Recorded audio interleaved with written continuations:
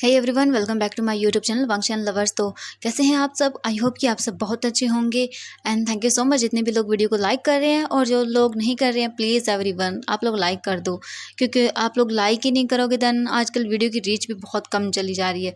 आप लोग like he नहीं करते हैं और ना ही कमेंट करते हैं, बहुत ही कम लोग कमेंट करते हैं। प्लीज़ एवरीवन ऐसा मत करिए, प्लीज़ प्लीज़ आप सबसे मैं रिक्वेस्ट करती हूँ, वरना पता नहीं मेरा माइंड सच में पूरा ख़राब हो जाएगा। एक तो पूरा दिन मेहनत करके वीडियो बनाती हूँ, देन कुछ लोग सपोर्ट नहीं करते हैं तो बहुत बुरा लगता है एवरीवन। एक दिन के अंदर 3 से 4 वीडियो रिकॉर्ड करना बहुत मुश्किल हो जाता है, ऊपर से स्टडी का प्रॉब्लम, कैसे रिकॉर्ड करनी वो भी। देन प्लीज़ एवरीवन आप लोगों से थोड़ी सी रिक्वेस्ट है, बस सपोर्ट कर दो और कुछ नहीं चाहिए। ओके, तो चलिए फिर पार्ट को शुरू करते हैं हम। इससे जो पहले वाला पार्ट था उसमें हमने देखा था कि जो वीजिंग था वो वांगजी के रूम में आ जाता है गलती से, एंड वहाँ पर आने के बाद वो वीजिंग की बहुत सारे पिक्चर्स वहाँ पर देख लेता है, जिसके बाद वो वांगजी से पूछता है कि ये सब क्या है। तो वांगजी वीजिंग को बोलता है कि उसके अंकल इतने भी तो बेवकूफ़ नहीं हैं कि वो समझ ना पाए, और वांगजी साफ साफ बोल देता है कि वो वीजिंग को पसंद करता है। ये सुनने के बाद वीजिंग की आंखें बड़ी बड़ी हो जाती हैं और वो बोलता है, वांगजी ये तुम क्या बकवास कर रहे हो? तो वांगजी बोलता है, वो सही बोल रहा है, मैं आपको पसंद करता हूँ, आपको पता भी नहीं है, जब मैं 8 साल का था तब से आपको पसंद करता आया हूँ। मैंने आपको जब पहली बार देखा था तभी आप मुझे पसंद आ गए थे। वीजिंग अपने आनों पर हाथ रख लेता है और बोलता है, ये क्या बकवास कर रहे हो वांगजी, ये सब बोलना बंद करो। तुम जानते भी हो मैं तुमसे बड़ा हूँ, और तुम अभी कितने साल के हो तुम्हें पता भी है? वांगजी बोलता है, मुझे नहीं पता, मुझे इन सब चीज़ों से कोई फ़र्क नहीं पड़ता, फ़र्क तो बस इस बात से पड़ता है कि मैं आपको पसंद करता हूँ और आप ओनली मेरे हैं। ये सुनने के बाद वीजिंग बोलता है, वांगजी ये सब बकवास बातें करना बंद करो, और इस रूम के अंदर जितने भी फ़ोटोज़ हैं अभी के अभी उन सबको डिस्ट्रॉय करो। वीजिंग बोलता है, नहीं मैं नहीं करने वाला। वांगजी की ऐसी बातें सुनकर वीजिंग बोलता है, मैंने कहा डिस्ट्रॉय करो। लेकिन वांगजी की आंखों से आंसू निकलने लगते हैं और वो फोटो को डिस्ट्रॉय नहीं करता। वीजिंग वांगजी को साइड करता है और बोलता है, हटो। और फिर वीजिंग खुद ही उस रूम के अंदर जितने भी वीजिंग की फ़ोटोज़ लगी हुई थी, जो पता नहीं कहाँ कहाँ की थी, वो सभी वीजिंग खुद अपने हाथों से उतार देता है और उन सबको उतार कर वही नीचे फ्लोर पर फेंकता है। और फिर जल्दी से किचन में जाता है, वहाँ से वो लाइटर लेकर आता है, उसमें आग जलाता है और उन फ़ोटोज़ पर फेंक देता है। धीरे धीरे करके उन फ़ोटोज़ में आग लग जाती है और एक एक करके वो फ़ोटो जलना शुरू हो जाती है। वीजिंग और भी जो फोटो रह गई थी उन्हें भी उतार कर जलाना शुरू कर देता है। वहीं वांगजी की आंखों से आंसू रुकने का नाम ही नहीं ले रहे थे, बस वो बार बार बोल रहा था, प्लीज़ प्लीज़ ऐसा मत करिए अंकल, मैंने कहा ना मैं आपसे पसंद करता हूँ, मैं आपको पसंद करता हूँ, प्लीज़ प्लीज़ ऐसा मत करिए मत करिए। लेकिन वीजिंग वांगजी की एक बात नहीं सुनता, क्योंकि वो ये सब इमेजिन नहीं करना चाहता था। ऑब्वियसली वीजिंग और वांगजी के बीच में 15 साल का फ़र्क है, एज डिफरेंस है। वहीं वांगजी 18 साल का था, वहीं वीजिंग पूरा 33 ईयर्स का है। वो कैसे? सच में वांगजी का दिमाग खराब हो गया है। वीजिंग इस वक्त कुछ भी सोच समझ नहीं पा रहा था, उसे ये सब गलत लग रहा था और बहुत ही ज़्यादा गलत लग रहा था। वीजिंग बोलता है, वांगजी आइंदा से मुझसे दूर रहना और ये सब करने के बारे में सोचना भी मत। ये बोलकर जैसे वीजिंग जाने लगता है तो वांगजी बोलता है, आप कैसे बोल सकते हैं कि मैंने गलत किया है? हाँ, आपको बस पसंद ही तो किया है, आपसे प्यार ही तो किया है, इसमें गलत क्या हो गया? वीजिंग बोलता है, शट अप वांगजी, और दोबारा से ऐसा कभी मत बोलना, समझ आया तुम्हें? हाँ, तुम जानते भी हो तुम्हारी एज क्या है, बस तुम्हें अट्रैक्शन है मेरी और कुछ भी नहीं है। वीजिंग बोलता नहीं।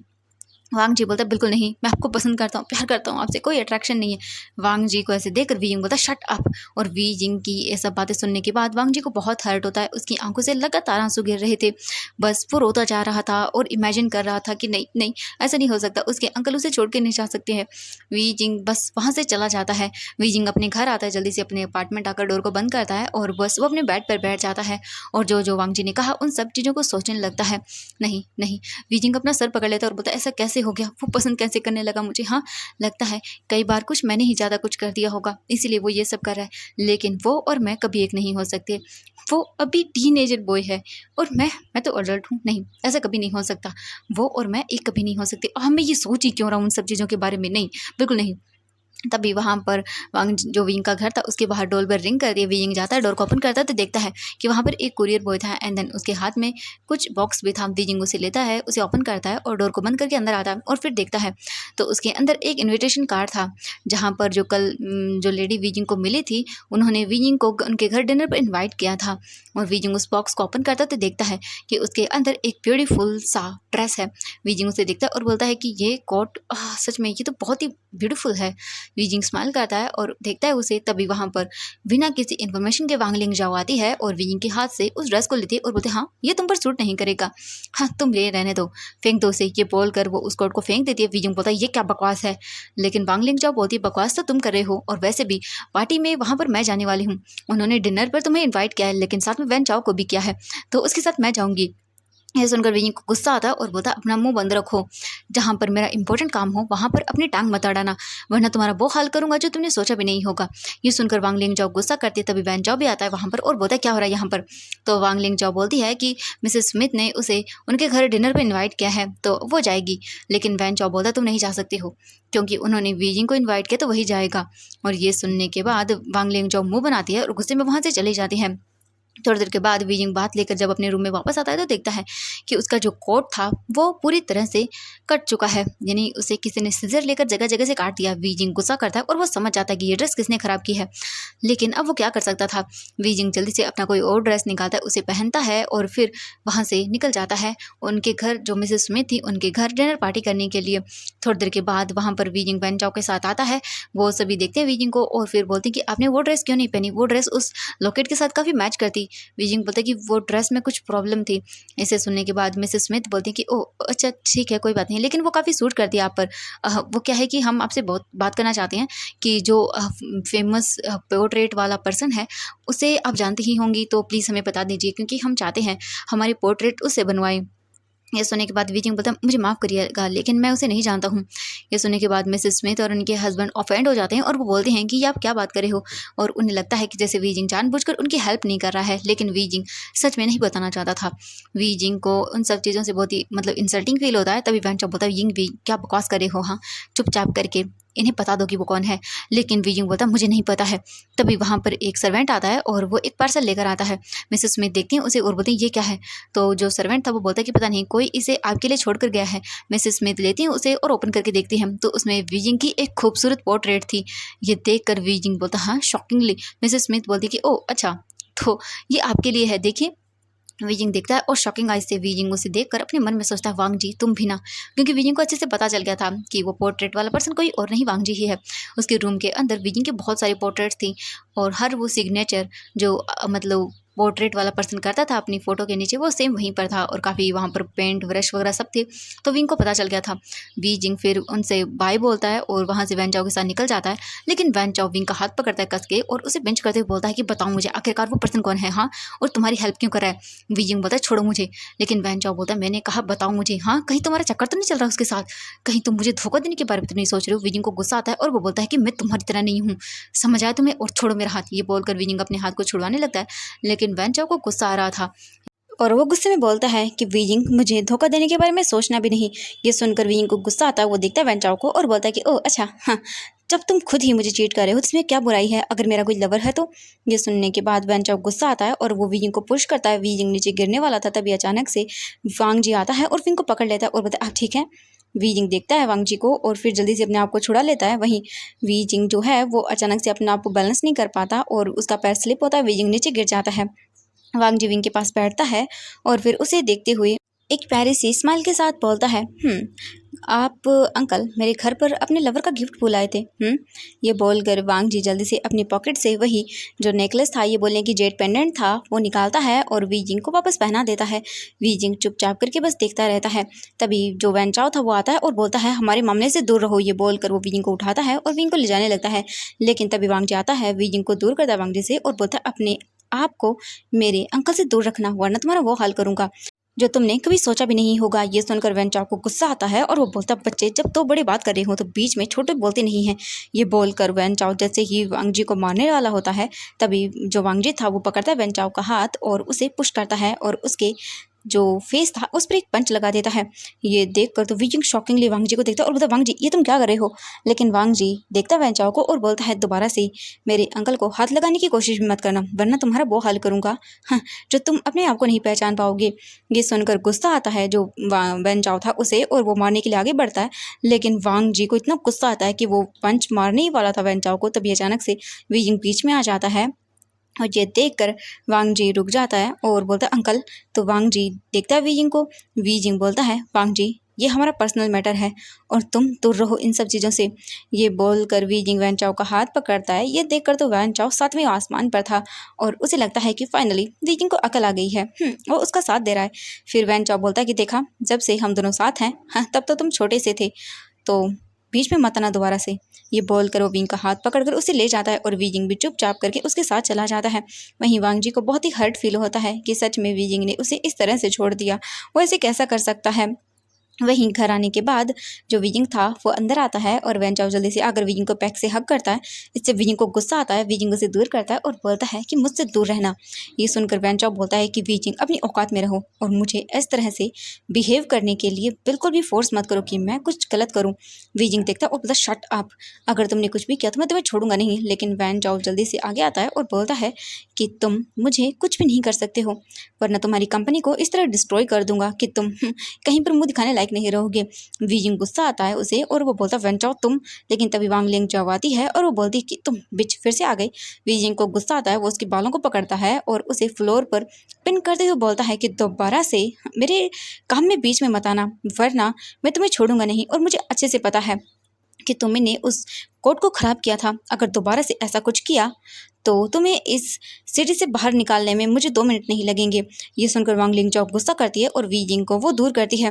जल्दी से उठकर वी जिंग को मारने वाली थी, तभी वी जिंग उसके हाथ को पकड़कर उसके दूसरे फेस पर एक अच्छा सा स्लैप देता है, जिससे वांग लिंग चाओ पूरी तरह सदमे में चली जाती है। वी जिंग उसे देखता है और बोलता है कि तुम बस एक मिस्ट्रेस हो और कुछ भी नहीं हो। वैसे भी सबके सामने मैं ही अभी तक इसकी फियोंसे हूँ, समझ आया? तुम मिस्ट्रेस के अलावा कुछ नहीं हो और अगर तुमने मेरे काम में टांग अड़ाने की कोशिश की तो मैं तुम्हें छोड़ूंगा नहीं। ये देखने के बाद वांग लिंग जाओ वैन चाओ से बोलती है कि वो उसके खिलाफ कुछ बोल क्यों नहीं रहा है। तो वैन चाओ बोलता है कि वांग लिंग जाओ, तुमने सच में गलत किया है, क्योंकि आज तुम्हारी वजह से मुझे सबके सामने ऑफेंड होना पड़ा। ये सुनने के बाद वांग लिंग जाओ को गुस्सा आता है और वो बोलता है कि तुम इसकी साइड कैसे ले सकते हो।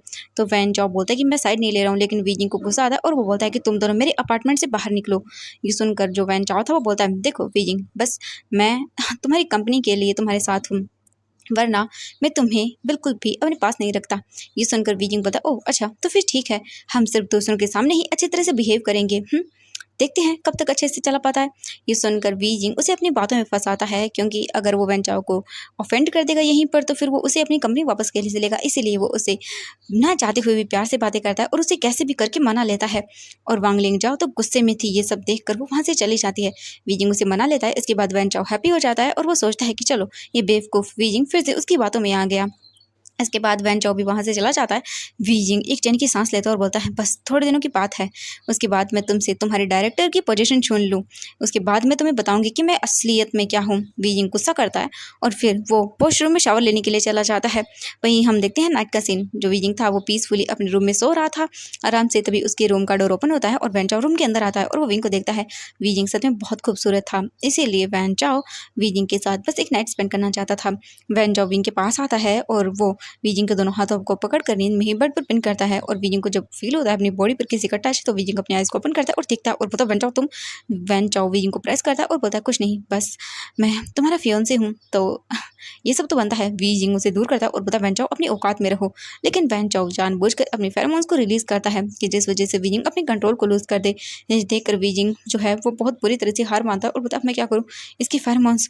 वीजिंग अपनी आइज को बंद करता है और वैन चाओ वीजिंग को देखकर अपनी शर्ट को ओपन करने लगता है। ये देखकर वीजिंग पता मैं क्या करूँ। वीजिंग को फिर एक आइडिया आता है। वीजिंग देखता है और बोलता है कि वो क्या है कि तुम्हें प्रोटेक्शन यूज़ करना चाहिए। बहुत ही सेडक्टिव वे में बोलता है, क्योंकि वो भी प्रेग्नेंट नहीं होना चाहता है। ये सुनकर वैन चाओ देखता है वीजिंग को और वो समझता है कि ओह, वीजिंग तो उसकी जाल में फंस गया। ये सोचकर वैन चाओ हैप्पी हो जाता है और वो जल्दी से चला जाता है प्रोटेक्शन लाने के लिए।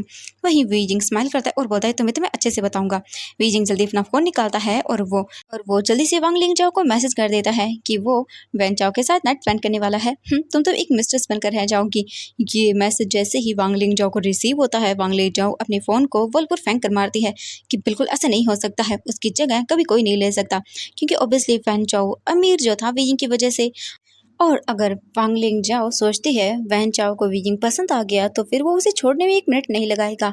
और वांग लिंग जाओ अपनी पोजीशन को बिल्कुल भी खोना नहीं चाहती थी, इसीलिए वो तुरंत ही अपने फ़ोन को साइड में फेंक कर जल्दी से वहाँ से निकल जाती है वीजिंग के अपार्टमेंट के लिए।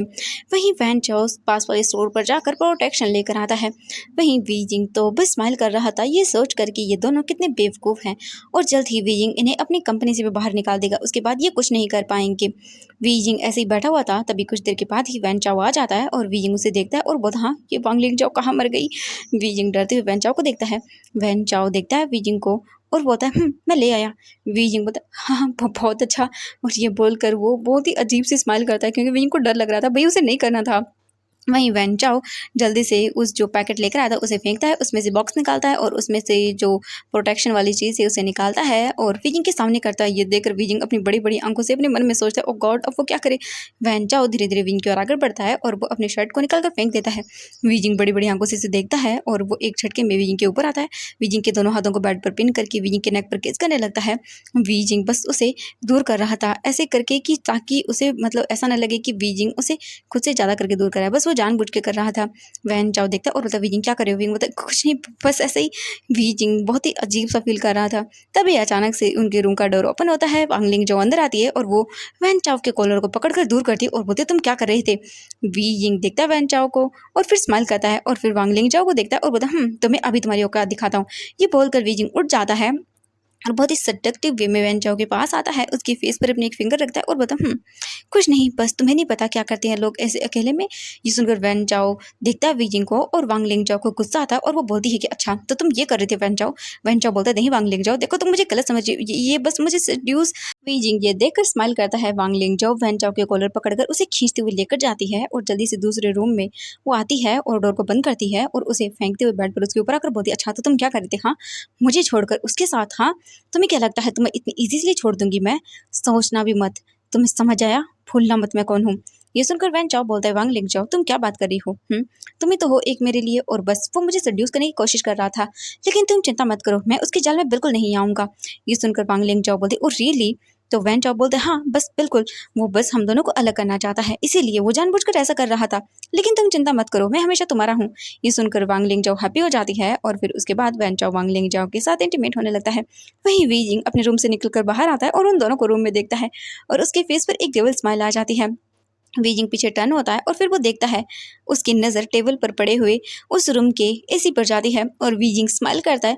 वीजिंग जल्दी से आता है उस रिमोट को लेकर और फिर डोर को थोड़ा सा ओपन करता है जो कि लॉक नहीं था। फिर वो एसी का टेम्परेचर बिल्कुल ज़ीरो करता है और उसके बाद रूम को अच्छे से लॉक करता है और अपने फेस पर एक डेविल स्माइल के साथ अपने रूम में जाकर अपने एसी को अच्छे से एडजस्ट करता है और अपने माउथ को या बोले कि अपने फेस को ब्लैंकेट से कवर करके आराम से सो जाता है।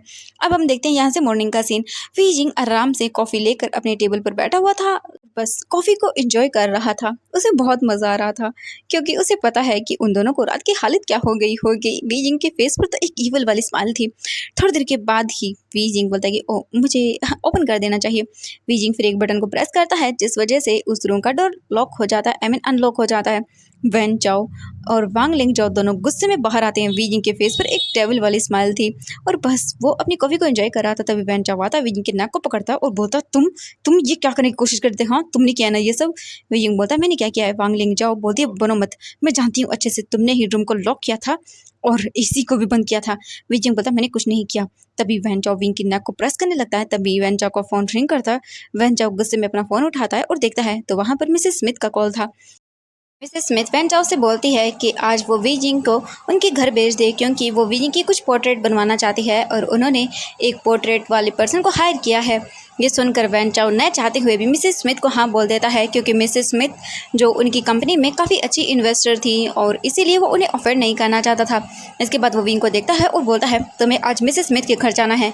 वीजिंग अपने फेस पर एक डबल वाली स्माइल के साथ उठकर वहाँ से रेडी होने के लिए चला जाता है। थोड़ी ही देर के बाद जो वीजिंग था वो रेडी होकर मिसेस स्मिथ के घर आता है।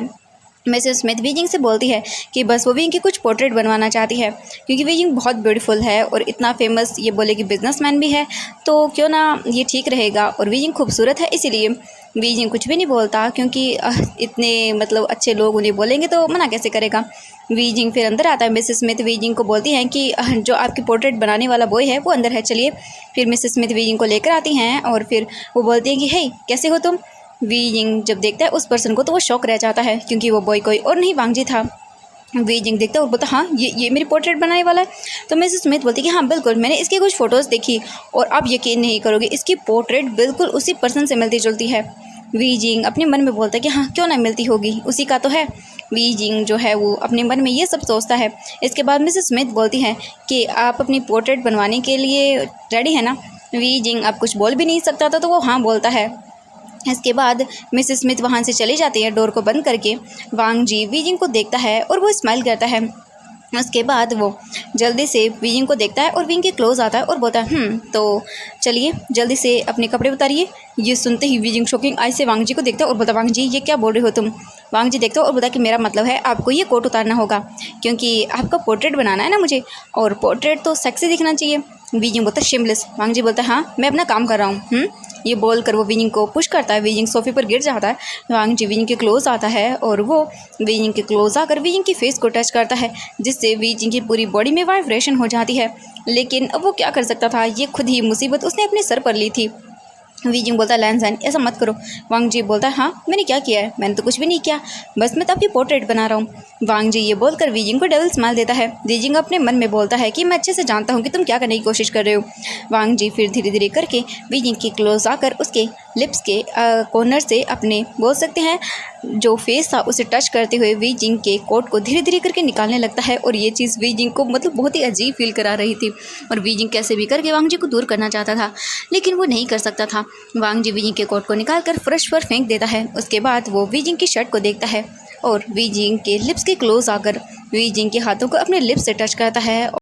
अपने हॉट ब्रीथिंग को वीजिंग के फेस पर छोड़ते हुए बहुत ही सडक्टिव वे में बोलता है आप बहुत सेक्सी लग रहे हैं। ये बोलकर वांग जी अपने फिर एक हाथ से वीजिंग की शर्ट के बटन को ओपन करने लगता है। ये देखकर वीजिंग बोलता है लंजर ये तुम क्या कर रहे हो। लेकिन वांग जी वीजिंग के दोनों हाथों को पकड़ लेता है, जो कि वांग जी को उसकी शर्ट ओपन करने से रोक रहे थे। इसके बाद वांग जी वीजिंग के ईयर के क्लोज आता है और वो इसके ईयर में विस्पर करते हुए बोलता है मैं बस आपकी पोर्ट्रेट बना रहा हूँ, वो भी सेक्सी वाली, तो बस आप कॉर्पोरेट कीजिए। ये बोलकर वीजिंग के जो ईयर लॉब था वहाँ पर वांग जी किस करता है, जिससे वीजिंग अपनी आंखों को कसकर बंद कर लेता है। वांग जी देखकर स्माइल करता है और बोलता है आज मैं आपको पूरी तरह से ऐसे फील करवाऊंगा कि आपको पता चलेगा कि मैं आपसे कितना प्यार करता हूँ। ये बोलकर वो स्माइल करता है। इसके बाद वांग जी जो था वो वीजिंग के शर्ट के 3 बटन को ओपन करता है और वीजिंग की शर्ट को वो उसके शोल्डर से दोनों टाइप से नीचे कर देता है। वीजिंग बोलता है अंजन ये, लेकिन वांग जी बोलता है बिल्कुल चुप। ये बोलकर वांग जी अपने हाथ को वीजिंग के लिप्स के पे रख देता है और बोलता है बस मैं जो कर रहा हूँ उसे करने दीजिए। वांग जी फिर वीजिंग के बालों को मैसी बनाता है और वीजिंग के पैरों को पकड़ता है। वीजिंग बोलता है लंजन ये सब मत करो, लेकिन वांग जी वीजिंग की एक बात नहीं सुनता और वीजिंग के दोनों पैरों को सोफे पर रखता है और फिर वीजिंग के ऊपर झुक जाता है। वीजिंग की तो मानो सांसें ही रुक गई थी। वांग जी बहुत ही सेक्सी वे में वीजिंग को देख रहा था। वांग जी धीरे धीरे करके वीजिंग के लिप्स की ओर आगे बढ़ने लगता है और वो धीरे धीरे अपने एक हाथ को वीजिंग के कपड़ों के ऊपर एडजस्ट करते हुए, कपड़ों को ठीक करते हुए उसे टच कर रहा था, जिसके कारण जो वीजिंग की बॉडी थी वो वाइब्रेट कर रही थी और उसे बहुत अजीब लग रहा था। वांग जी को ये देखकर मज़ा आ रहा था कि वीजिंग उसके टच से रिएक्ट कर रहा है। और हाँ, वांग जी को पता था कि कहीं ना कहीं वीजिंग उसे पसंद करता है, लेकिन शायद वो एक्सेप्ट नहीं कर रहा है। और वांग जी अब वीजिंग के माउथ से यही एक्सेप्ट करवाना चाहता था, क्योंकि उसने देखा था कि वीजिंग उसे आइज़ को अवॉइड कर रहा था मिलाना, जब उसने कहा था कि वो वांग जी को पसंद वीजिंग को पसंद करता है। वांग जी अपने मन में बोलता है कि आज तो मैं आपसे बुलवा कर रहूँगा। इसके बाद फिर वो वीजिंग के लिप्स के क्लोज आता है और वीजिंग की सांसें पूरी तरह से अटक जाती है। वांग जी वीजिंग के नेक पर अपने हाथों को टच करता है, क्योंकि वीजिंग का नेक एरिया उसकी चेस्ट से नीचे तक रिवील हो रहा था। और वांग जी एक डबल स्माइल देते हुए वीजिंग के जानबूझकर नेक पर अपने हाथों को टच करता है, जिससे वीजिंग की पूरी बॉडी वाइब्रेट करने लगती है और बस वो हैवी हैवी ब्रीदिंग लेने लगता है। वी जिंग वांग जी को देख रहा था। वांग जी अपने लिप्स को वी जिंग के लिप्स के क्लोज लेकर आता है और वो उन पर किस करने के लिए आगे बढ़ता है। वी जिंग न जाने किस ख्यालों में गुम हो जाता है कि वो अपनी आइज़ को क्लोज कर लेता है। वांग जी ये देखकर स्माइल करता है और फिर वो वी जिंग के लिप्स पर जो लिप बाम था उसे एडजस्ट करता है और बोलता हाँ हो गया, अब मैं आपकी पेंटिंग बना सकता हूँ। ये सुनते ही वी जिंग अपनी आइज़ को ओपन करता है और वांग जी को देखता है। वांग जी एक डेविल स्माइल के साथ बोलता है क्या हुआ, आप कुछ गलत तो नहीं सोच रहे थे ना? वी जिंग बहुत ही एम्बैरेसिंग फील करता है और बोलता कुछ नहीं, जो काम करना है वो करो। ये सुनने के बाद वांग जी स्माइल करता है और बोलता ऑफ कोर्स मैं आपकी पेंटिंग बहुत ही अच्छे से बनाऊंगा। ये बोलकर वो स्माइल करता है और जल्दी से जाता है। फिर अपना जो सामान था पोर्ट्रेट वाला वो लेकर आता है और जाकर चेयर पर बैठ जाता है और वो वी जिंग को देखने लगता है और वी जिंग की पेंटिंग बनाना शुरू करता है। वी जिंग बस वांग जी को देख रहा था कि वांग जी पेंटिंग बनाते वक्त कितना कॉन्सेंट्रेट है और कितनी मतलब आराम से देख रहा है वो। वी जिंग बस वांग जी को कंटिन्यूसली देख रहा था। पूरे लगातार 2 घंटे तक वांग जी वी जिंग की पोर्ट्रेट बनाता है और फिर देखता है और वी जिंग की पोर्ट्रेट बन चुकी थी। लेकिन वांग जी वी जिंग को परेशान करने के बारे में